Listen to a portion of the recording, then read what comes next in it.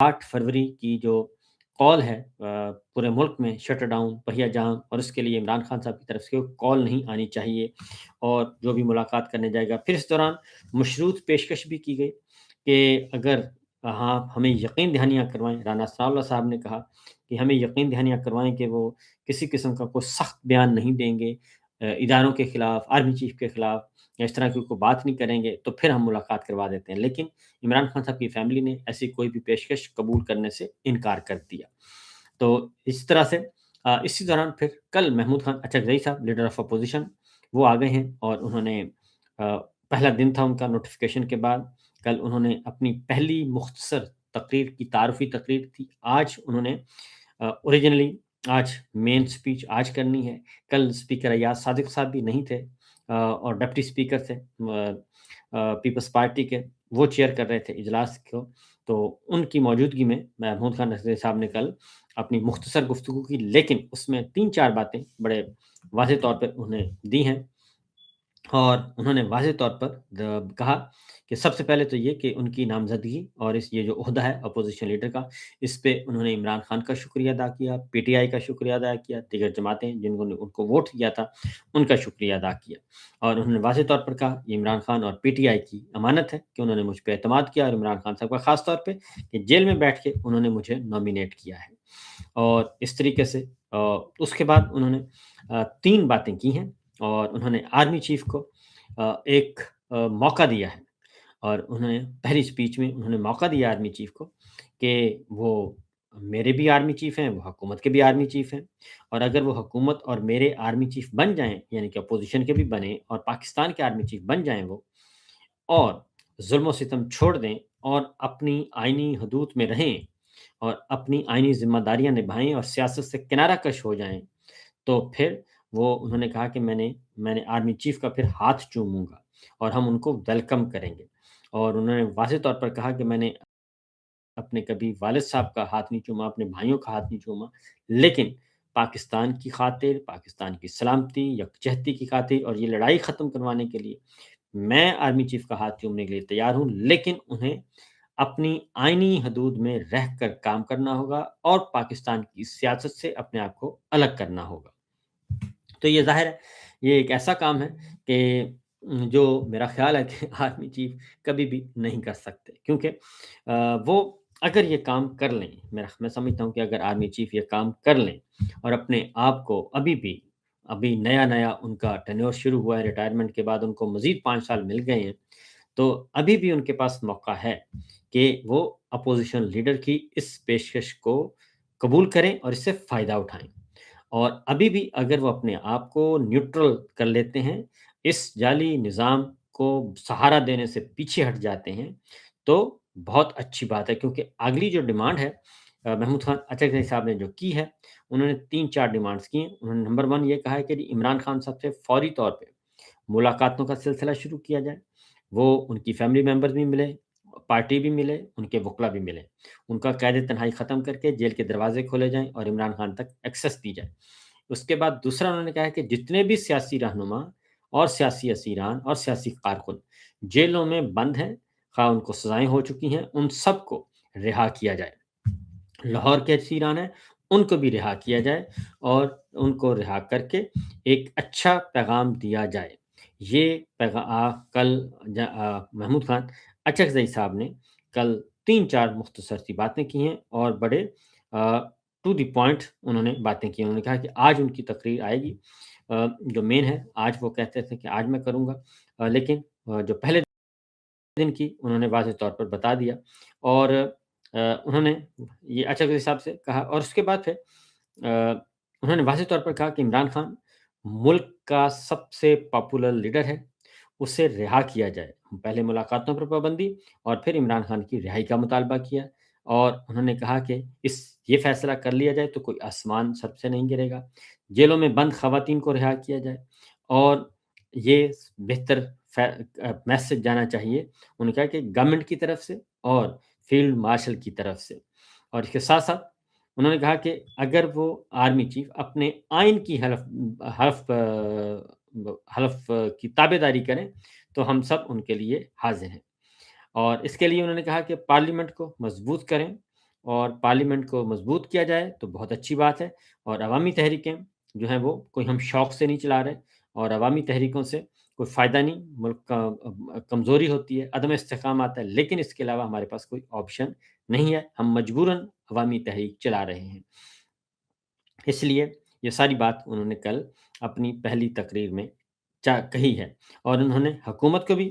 کا موقع دیا، حکومت کو بھی پیشکش کی اور آرمی چیف کو بھی پیشکش کی ہے۔ اور لیکن دوسری جانب حکومت کیا کر رہی ہے؟ حکومت نے کل، یعنی کہ ہمارے اصلی حکومت نے، کہ انسداد دہشتگردی عدالت اسلام آباد نے 26 نومبر کا جو احتجاج ہوا تھا، جو قتل عام ہوا تھا، اس میں جو سنجانی جلسہ کیس ہے، اس میں عمر ایوب کی 8 جو ضمانت قبل از گرفتاری درخواستیں خارج کر دی ہیں، زرتاج گل کی 7 ضمانتیں خارج کر دی ہیں، شبلی فراز کی درخواست خارج کر دی، عالیہ حمزہ کی ضمانت بھی خارج کر دی۔ تو اس طرف سے کوئی صورتحال ان کی طرف سے کل تک کی جو اطلاعات ہیں کوئی بہتری نہیں ہے۔ تو بہرحال دیکھتے ہیں کہ چکرتی صاحب کی اس دعوت پہ ہماری جو ہے فیلڈ مارشل کیا جواب دیتے ہیں۔ اس کے ساتھ ساتھ جی ایک اور میں آپ کو بتا دوں جی کہ یہ اگلی خبر جو ہے وہ ہمارے پاس، یہ تو ہو گیا آج کا دن۔ پھر اب نون لیگ جو ہے وہ یہ کہہ رہی ہے، اور لیگی وزیر جو ہیں اب آہستہ آہستہ کہہ رہے ہیں، پہلے وزیر خزانہ نے میدان میں آئے، اور اب کل عطا تارڑ صاحب نے ایک بات کی ہے، وزیر اطلاعات و نشریات ہیں اور بڑے بھرپور قسم کے، اور انہوں نے کہا جی کہ یہ جو کمپین چلائی جا رہی ہے معیشت کی ناکامی کی، پاکستان حکومت کے بارے میں، حکومت کے خلاف جو باتیں کی جا رہی ہیں کہ معیشت وہ ہے ناکام ہو چکی ہے، معاشی پالیسیاں ناکام ہو چکی ہیں، یہ اصل میں پیڈ کمپین ہے، اور یہ حکومت کے خلاف چلوائی جا رہی ہے، پیڈ کمپین ہے، یعنی کہ پیسے دے کے چلوائی جا رہی ہے۔ تو جرنلسٹ نے پوچھا تو کیا آپ کا خیال ہے کہ یہ جو چیمبر آف کامرس کے عہدیداران ہیں، سربراہان ہیں، تو کیا وہ پیڈ کنٹینٹ چلا رہے ہیں؟ کیا وہ پیسے لے کے پریس کانفرنسیں کر رہے ہیں اور بتا رہے ہیں کہ کاروبار ڈوب گئے ہیں، کارخانے بند ہو گئے ہیں، کسان تباہ ہو گیا ہے، تاجر رل گئے ہیں؟ تو کیا یہ کر رہے ہیں، تاجر کر رہے ہیں؟ تو انہوں نے کہا نہیں نہیں، میرا مراد یہ نہیں ہے، تاجروں کے میرا مراد نہیں تھا، لیکن اصل بات یہ ہے کہ اگر مسئلہ کیا ہے؟ مسئلہ یہ ہے کہ میں پہلے بھی بتا چکا ہوں کہ اسٹیبلشمنٹ بطور ہمارے ادارے کے، میں ادارے کی بات کر رہا ہوں، ایک یا دو چار بندوں کی بات نہیں کر رہا، 1+3 کی بات نہیں ہم کر رہے، اور فیلڈ مارشل کی بات نہیں کر، میں ادارے کی بات کر رہا ہوں، اسٹیبلشمنٹ کی بات کر رہا ہوں۔ وہاں پہ یہ سوچ موجود ہے کہ اس سے چھٹکارا حاصل کیا جائے۔ انہوں نے معیشت کا ستیاناش کر دیا، بیڑا غرق کر دیا، اور یہ سارا ملبہ ان پر ڈالیں اور ان کو فارغ کریں، گھر بھیجیں۔ اب چیمبر آف کامرس کے جو سربراہان ہیں، عہدیداران ہیں، وہ مسلسل پریس کانفرنس کرتے ہیں۔ اب ان کی پریس کانفرنس آتی ہے تو تمام ٹی وی چینلز وہ دکھا رہے ہوتے ہیں۔ اب ان کو جو شک گزر رہا ہے، بلکہ یقین ہونا چاہیے، شک گزر رہا ہے کہ یہ جو بزنس کمیونٹی ہے، کاروباری لوگ ہیں، ان کو جو پریس کانفرنسیں کر رہے ہیں عہدیداران، کیونکہ کچھ عہدیداران وہ بھی ہیں جو کہ نگراں حکومت میں بھی رہ چکے ہیں، گوہر اعجاز جیسے ہیں وہ ٹیکسٹائل انڈسٹری کے، تو وہ بھی تنقید کر رہے ہیں۔ سارے کے سارے لاہور چیمبر ہے، کراچی چیمبر ہے، باقی چیمبرز ہیں جو وہ بھی تنقید کر رہے ہیں، اور تمام ٹی وی چینلز وہ دکھاتے ہیں جو حکومت کے خلاف چارج شیٹ ہوتی ہے۔ تو عطا تارڑ صاحب کا اور شہباز اینڈ کمپنی کا خیال ہے کہ بھائی یہ پریس کانفرنسیں کیوں نہیں رکواتے، کیونکہ ایک اشارہ ہو جائے تو تمام ٹیلی ویژن چینلز وہی کرتے ہیں جو راولپنڈی سرکار کہتی ہے، تو یہ کیوں نہیں رکوا رہے؟ تو اس پہ انہوں نے کہا ہے کہ یہ پیڈ کمپین ہے جناب، انہوں نے کہا عطا تارڑ صاحب نے۔ اس سے پہلے وہ مصدق ملک صاحب بھی تنقید کر چکے ہیں،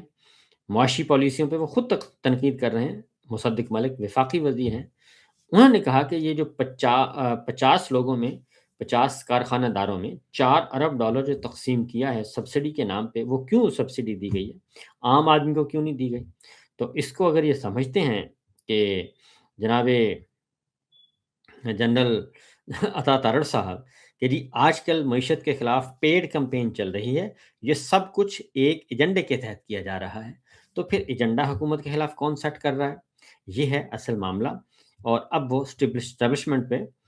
کیونکہ ایک طرف آپ دیکھتے ہیں کہ رائے گڑھ میں شادی ہوتی ہے تو سب شیر و شکر سب موجود ہوتے ہیں اور مزے سے شادیاں اٹینڈ کر رہے ہیں، فیلڈ مارشل بھی جا رہے ہیں۔ دوسری جانب اسی کابینہ کے وزیر جو ہیں عطا تارڑ صاحب، وہ کہہ رہے ہیں کہ یہ اسٹیبلشمنٹ کیونکہ وہ یہ تو نہیں کہہ سکتے پیڈ کمپین اور کون پی ٹی آئی تو چلوا نہیں سکتی، پی ٹی آئی کا تو اختیار نہیں ہے کہ وہ پریس کانفرنسیں کریں اس کے کہنے پہ، اور سارے ٹیلی ویژن چینل جو ہیں وہ پریس کانفرنسیں دکھائیں تو حکومت کے خلاف چارج شیٹ۔ اور ادھر سے وزیر خزانہ اورنگزیب صاحب نے بھی بتا دیا کہ جناب بالکل معیشت تباہ شد ہے، تباہ بالکل معیشت کی حالت بہتر نہیں ہے۔ یہ میرے سامنے اب ایک خبر پڑی ہے جس کی وجہ سے وہ تل ملا رہے ہیں۔ یہ اب فیڈرل گورنمنٹ کی رپورٹ ہے، میری اور آپ کی نہیں، اپوزیشن کی نہیں ہے، فیڈرل گورنمنٹ کی رپورٹ ہے، ادارہ شماریات۔ وہ کہتے ہیں جی یہ جو 6 ماہ کا یہ 6 ماہ گزرے ہیں جولائی سے دسمبر تک، مالی سال کے پہلے 6 مہینے، وہ کہتے ہیں رواں مالی سال کے 6 ماہ میں غذائی برآمدات میں 40.29% کی بڑی کمی آئی ہے، اور دسمبر میں فوڈ ایکسپورٹس تقریباً 50% کی کمی ہوئی ہے ایکسپورٹس میں، یعنی چیزیں باہر بھیجنے میں جہاں سے زر مبادلہ آتا ہے، 50% کی کمی ہو گئی ایکسپورٹس میں، 50% دسمبر میں۔ اور جولائی سے دسمبر تک 2025 اس میں فوڈ ایکسپورٹس میں 23 ارب ڈالر سے زائد رہے ہیں۔ اگر پچھلے سال سے کمپیئر کیا جائے تو پچھلے سال یہ 40 ارب ڈالر تھیں، یہ ایکسپورٹس جو ہیں 40 ارب ڈالر سے گر کر کہاں پہ پہنچ گئی ہے؟ 23 ارب ڈالر تک، یعنی 17 ارب ڈالر جو ہے وہ 17 ارب ڈالر کم ہوئی ہے۔ یہ ہماری سچویشن ہے ہماری ایکسپورٹس کی، مجموعی طور پر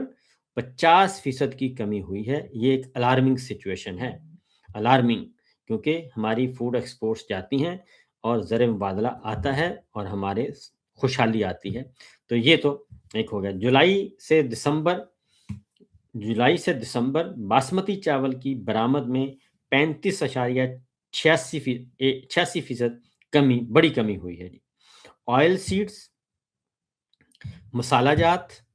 آئل سیڈز کی برآمدات میں 63% اور مسالوں کی برآمد میں 5.39%، اور پھلوں کی برآمدات میں 9.71%، گوشت کی برآمد بھی کم ہوئی ہے، اور اسی طریقے سے مسلسل یہ گر رہی ہیں۔ اور دسمبر 24 کی نسبت دسمبر 25 میں چاول کی برآمدات 52% گر گئیں۔ یہ اب آ رہا ہے، اب ان کا اپنا محکمہ بتا رہا ہے۔ اب یہ کہتے ہیں کہ یہ جو خبریں ساری ہیں، یہ جناب خبریں آ رہی ہیں،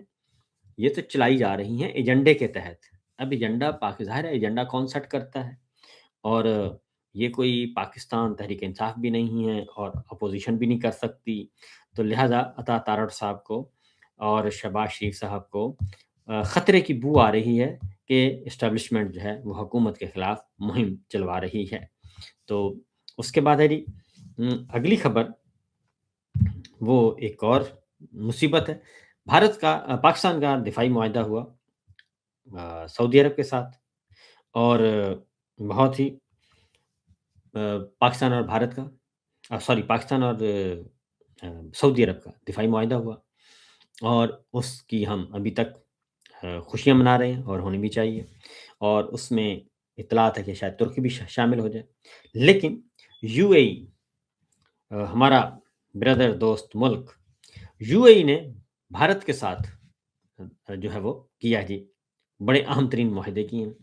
اور بھارت کلیم کر رہا ہے کہ دفاعی معاہدہ بھی ہمارا ہو چکا ہے یو اے ای کے ساتھ۔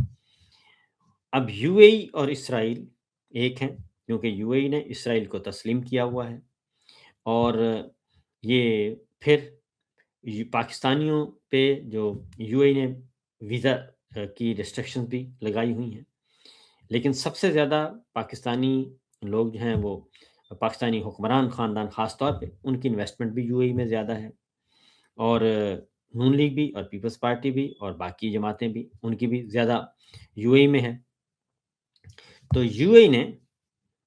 جو کام کیا ہے کل، اماراتی صدر جو ہیں سربراہ، وہ گئے ہیں بھارت کا دورہ کیا انہوں نے، اور 3.5 گھنٹے کا دورہ تھا، اور کیونکہ کچھ عرصہ پہلے وہ پاکستان آئے تھے، پاکستان میں تو آئے تھے وہ شکار کھیلنے کے لیے، پھر یہ سب گئے ہیں ایئرپورٹ پہ ہمارے حکمران، اور انہوں نے وہاں پہ ویلکم کیا، اور وہاں پہ آ، اطلاع کے مطابق کوئی کہتا ہے شادی پہ گئے ہیں، کوئی کہتا ہے شادی پہ نہیں گئے، جو آرمی چیف کی بیٹی کی شادی تھی اس میں،